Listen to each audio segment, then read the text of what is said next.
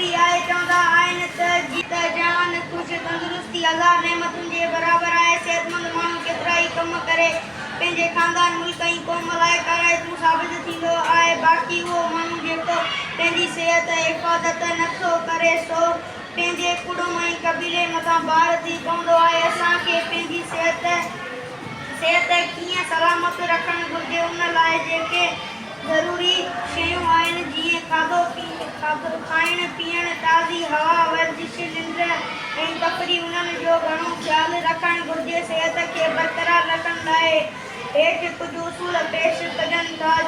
जेकॾहिं उन्हनि ते पूरी तरह अमल कबो त केतिरनि ई बीमारियुनि खां बचाव थी वेंदो। असांजे जिस्म में रत जो दौरो वर्जिश सां दुरुस्त थी वेंदो। वर्जिश करण ते न को थिए को ख़र्च न ई भई उन में का तकलीफ़ ई थींदी आहे।